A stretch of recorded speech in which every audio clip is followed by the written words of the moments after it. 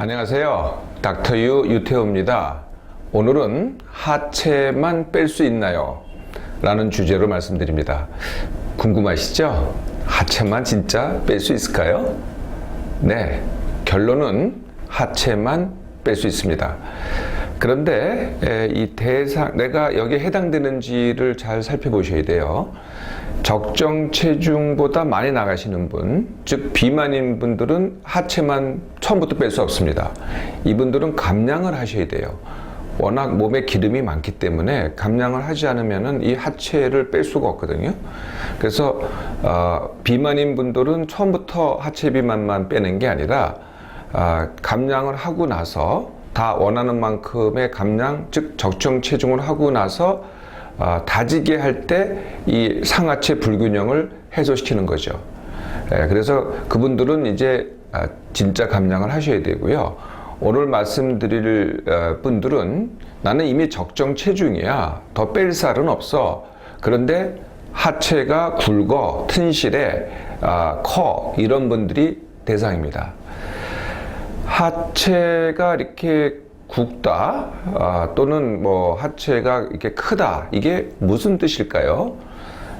어떤 분들은 내가 뼈가 굵다, 뭐 종아리에 뼈가 굵다 이렇게 생각하시는데, 뼈가 굵는 거는 전혀 아닙니다.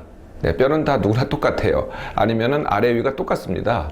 네, 뭐 이게 조금 가늘지는 모르지만은 이 팔의 뼈나 이 허벅지 뼈나 약간의 차이가 있을 뿐이지, 그것 때문에 하체 비만이 생기는 거는 전혀 아니죠.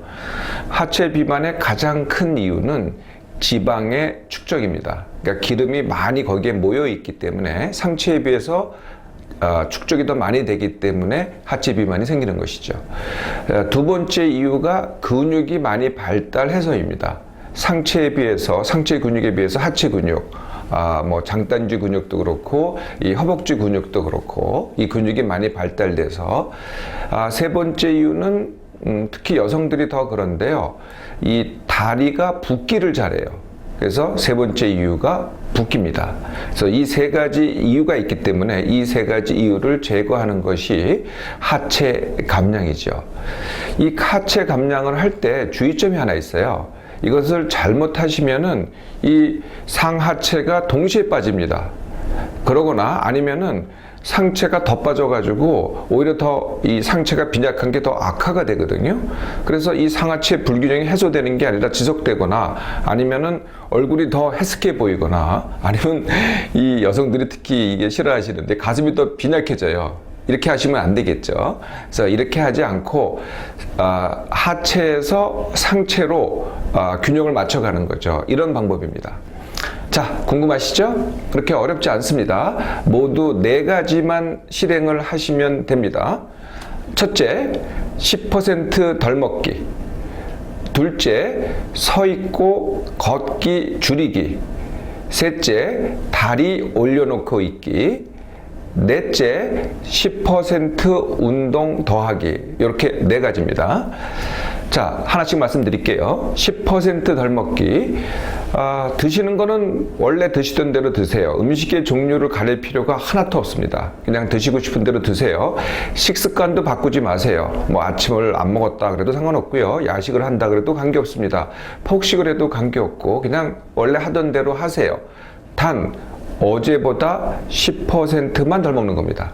어제 드신 거 기억해 보시고, 오늘 드실 때 어제 드신 거 기억해 보시고, 그거보다 뭐 한 10% 덜 먹겠다. 만약에 밥으로 친다면은 뭐 한 숟갈만 덜 먹어도 되게 10% 정도 됩니다. 또 뭐 김밥 같으면은 내가 10알을 먹었으면 9알을 먹으면 되는 거고요. 햄버거를 하나를 다 먹었다면은 한 입 정도를 남기시면은 10% 덜 먹기가 되죠. 이걸 또 더 쉽게 하는 방법이 하나 있어요. 그게 뭐냐면은 식사 중간중간에 물을 이렇게 한 모금씩 이렇게 마셔주면 됩니다. 네? 제가 말씀드리는 감량법 중에 하나가 한 입 한 모금인데, 거기까지 갈 필요는 없으세요. 그냥 식사 중간에 중간중간 물 한 모금씩 이렇게 마시면은 10% 덜 먹기가 굉장히 쉽습니다. 두 번째는 서 있고 걷기 줄이기죠. 우리가 일상생활의 상당 부분이 서 있거나 걷는 겁니다. 이걸 최대한도로 줄이셔야 되거든요. 그래서 특히 이동 중에 서 있고 걷게 되는데 원만하면은 앉아 가셔야 돼요. 네, 앉아 갈 수 없는 상황이라면은 뭐 택시라도 타셔야 돼요. 우리가 이제 뭐 일부러 계단 오르기 이런 거 하잖아요. 그런 거 하지 마세요. 가급적이면은 뭐 엘리베이터를 타시고 한 층이라고 하더라도 뭐 에스컬레이터를 타시고 가급적 서 있고 걷기를 하지 마시라는 거죠. 주부들이 음식 만들 때 서서 하는 경우가 많죠. 이것도 서서 하지 마시고요. 좀 의자를 좀 이렇게 긴 의자를 사용하시면은 이것도 충분히 앉아서 할 수 있습니다. 자, 세 번째 방법은 다리 올려놓기입니다. 우리가 이제 책상에 앉아서 일을 하잖아요. 그럼 책상 밑에다가 보조 의자를 하나 갖다 놓으세요. 그래서 일하면서 다리를 약간 올려서 일을 하시는 거죠. 소파에서 쉴 때도 그냥 다리를 내려놓지 말고 여기도 마찬가지입니다. 보조 의자를 사용하면 되죠. 또 올려놓고 하시면 되고요. 주무실 때는 다리 밑에다, 종아리 밑에다가 얕은 베개 하나 정도를 놓고 자시면 됩니다. 이렇게 하면은 다리에 올려놓기가 되는 거죠. 자, 네 번째입니다. 이것도 상당히 중요해요. 10% 더 운동하기. 어떤 운동을 해야 되느냐? 이게 아주 굉장히 필수입니다. 이게 굉장히 중요한 사항인데, 우리가 보통 운동하면은 다 서서 합니다. 되게 다 서서 하는 운동이죠. 뭘 해도. 근데 서서 하는 운동 하시라는 게 아니에요. 어떤 운동이냐면은 체중을 실지 않고 하는 운동입니다. 이게 여러분들이 할 수 있는 게 딱 두 가지예요. 하나는 물속 걷기, 수영이 아닙니다. 똑같이 물속에서 하는데 물속 걷기가 체중을 실어주죠.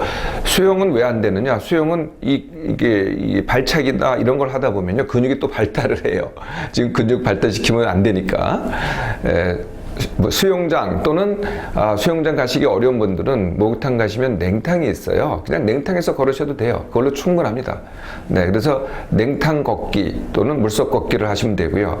이게 좀 굉장히 싫으신 분들은 진짜 자전거 타기를 하시면 됩니다. 우리가 이제 이렇게 헬스클럽이나 집에서 이 정지 자전거 있죠. 이거 하시면 안 돼요. 이거 하시면 근육이 굵어지거든요. 그렇게 하지 마시고 진짜 자전거를 타세요. 근데 진짜 자전거를 타시는데 페달 밟기를 조금 다르게 하셔야 돼요. 우리가 보통 페달이 이렇게 있으면은 이렇게 발에 이 중간을 올려놓잖아요. 그렇게 하지 마시고 페달을 발끝으로 밟으시는 거예요. 발끝으로. 이렇게 하셔야만 지금 말씀드리는 체중을 실지 않는 운동이 됩니다. 10% 더 운동하기, 이렇게 시작을 하십니다. 자, 그 다음에 이걸 어떻게 진행하느냐?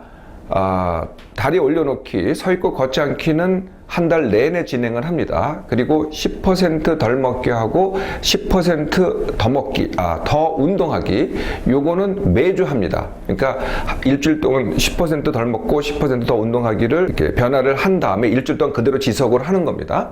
그리고 이제 한 주가 지나잖아요. 그럼 다시 10% 덜 먹기, 다시 10% 더 운동하기, 이렇게 4번만 반복하시면 됩니다.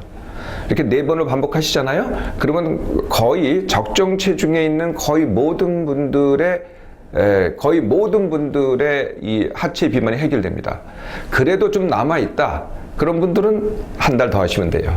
어떠세요? 쉽죠? 네. 자, 하체 비만 저주라고 하지 마시고요. 쉽게 해결할 수 있으니 이제 상하체, 이렇게 균형 잡힌 몸매로 살아가시기 바랍니다.